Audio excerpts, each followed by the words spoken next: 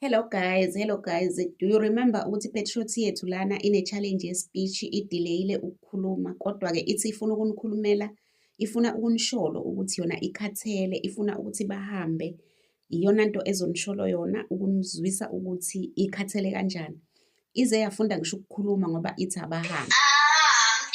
So igcine ithi nje enough is enough, abahambe ngoba ikhathele ulokhu ithula ithi akukhulumeki. Into yokuqala ezoyikhuluma izovela ithi nje enough is enough, abahambe. Mhlampe yona bazoyizwa, bazoyi-understand-a yona ngoba iyona nto eyikhulumile ezwakalayo for the first time. So nje ngicela ningizwiseke ukuthi uzobatshela phambi kwenu ukuthi abahambe, enough is enough, they must go back to their country to fix their own countries. Uyasho Nkosi yami, for the first time umuzwa ekhuluma kanje ukusho ukuthi ukhathele, udiniwe. Abantu bakhathele, abantu badiniwe. People are tired Nkosi yami, ngiyaqala umuzwa ekhuluma kahle kanje. Washo uKing Zoso wathi people are tired. Ngiyibonile namhlanje ukuthi really people are tired. Ake nimlaleleni kuphakela umthakathi Elwa for the first time ethi nje enough is enough, abahambe, they must go and fix their own countries. Usho nje njengoba ngisho nizoyizwela ke nizweleke.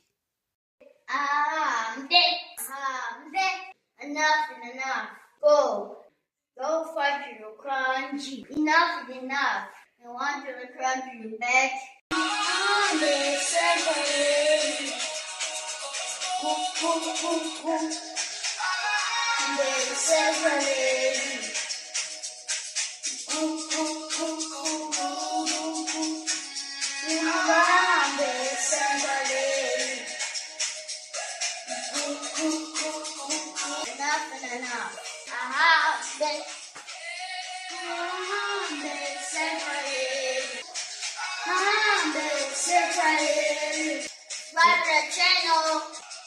Subscribe to the channel. Thanks guys. Thanks guys for watching. Subscribe to the channel. Bye. Bye. Hayi-ke guys, njengoba nizwela nani ukuthi kuthiwa abahambe, wonke umuntu ukhathele, people are tired. Uthi-ke subscribe-ani njengoba nimuzwa nje ukuthi subscribe to the channel. So labo kabangamazi, this is our second born la ekhaya esayitholela sayikhulisela, uNkulunkulu asilethela yona. Abaningi-ke bayamazi even though bengasazi story sakhe, because I don't like to dwell in that ukuthi wafika kanjani ukuthi ehlale nathi, yabona all those things. So guys, as you can see ukuthi God is amazing. This person can speak now, uyakhula, he's growing up. Njengoba ngangisho ukuthi kancane kancane uzokhuluma. Esafika phela hey kwakunzima. And some of you guys, I remember ukuthi you were complaining ukuthi he's too big. Uyabona ukuthi ushapeekile njengamanje, umzimba wakho so right njengamanje. Phela esafika wayedla kwasani. Bheka in njengamanje right, he's eating healthy. Ukhula kahle, nasesikoleni uyakhopha kancane kancane, and fortunately wathola uthisha right okwazi ukuthi adile naye kahle, understand. Yabona nje zonke izinto zakhe zihlelekile, God is in control. So nje guys, so as I promised efika ukuthi I will keep updating you ngelokhu nginikhombisa nje ukuthi ukhula kanjani, ngizolokhu nginikhombisa kancane kancane i-progress ukukhula kwakho ukuthi ukhula kanjani. So let's continue to watch le vlog nyana encane kwi-neighborhood yethu. And remember guys, I promised ukuthi ngizonenzela ama-vlog, ngizonikhombisa ey'ndaweni ey'ningi ey'hlukene. Ngisazokwenza lokho, not yet but ngizokwenza, I promise. Okay guys, let me show you our hospital. There's our hospital over there. I hope you can see. Let me try to zoom it. There's our hospital over there. There's our hospital, and then behind those trees there, up there, there's a clinic. Unfortunately, you will not be able to see our clinic over there, but it's very close to the hospital. This is our neighborhood. As you can see, this is our neighborhood.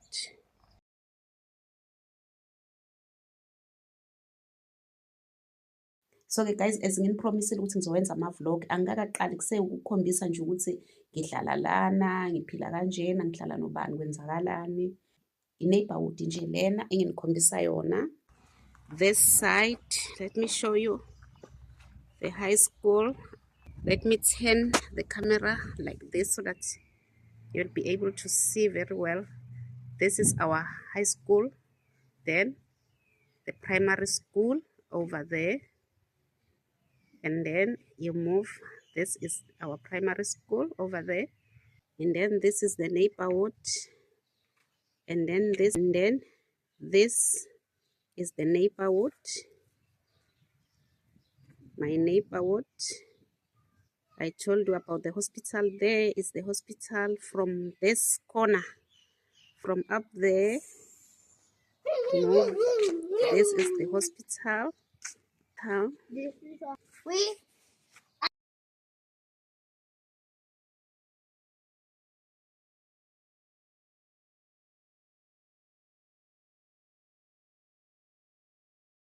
I'm not used, but ngizojwayela. I'm not used in ukwenza ama-vlog. So guys, I'm sorry okunye akubonakali kahle. I'm just trying to show you ukuthi indawo ekanjani esihlala kuyona. Especially ke thina la KZN phela abantu bazi ukuthi sihlala nezilwane ezoo, sihlala emahlathini. Bazi nje ukuthi iKZN isezoo, sihlala nezilwane emahlathini. So asihlale ezoo, sihlala nje emakhaya kahle. And abanye bacabanga ukuthi sihlale ey'ntabeni. So guys, I'm sorry ukuthi i-video yami is shaky because I'm moving, but nje yiyo ilona i-neighborhood lena. But as I promised, as I said, I will make ama-vlog for you. I will show you some places. I will make some more videos showing you indawo here in KZN. I will show you our towns. I will show you our townships. I will show you so many things. So nje ngiyonikhombisa ngizonibonisa. I will start showing you indawo eziningi e-KZN nezinto ey'ningi esinazo, beautiful places around the sea. Sometimes I will just show you so many places that you don't even know they exist here in KZN or here in South Africa, because I know as South Africans we are not used in this thing of traveling. Like myself, I've never been in so many provinces in South Africa. I just know Joburg, Northwest, Mpumalanga, I've been there, but other provinces I've never been there, like Free State, Cape Town. I've never been in Cape Town, you know, it's not good. So nje. So even if ungakaze uyithole i-chance yokuthi uye kuleyo ndawo, at least if usubona uzohalela ukuthi hawu, let me just go and visit there. Usuwazi nabantu ukuthi okay, if I want to visit KZN, I will contact u-Ama or I will contact umuntu kanje. If I want to visit Cape Town, ngizothintana nomuntu kanje, senginabangani khona, uyayibona yonke leyo nto. You will be attracted to izinto ozokwazi ukuthi uhalele ukuthi uye uyobona kwezinye iy'ndawo, uyabona? Yes. Yes. Niyabona ukuthi ukhule kanjani? Yes, uyakhula Shem. Uyakhula so fast. Uyakhula. Getting better and better every day. And if you watched his video I posted 2 months ago, ubeyisidudla. But now sengcono kakhulu, he's there hiding behind the dustbin. He's there hiding behind the dustbin. A member of Fitudula is running away. He is hiding here. There he is, he's running away.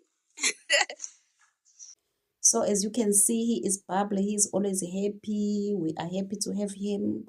We thank God, and I know he will grow up to be a great man. I thank God for his life. I thank God for blessing us with him. He is everything to us. So guys, thank you so much for watching. Don't forget to subscribe, to like and share the video. Love you guys. Bye.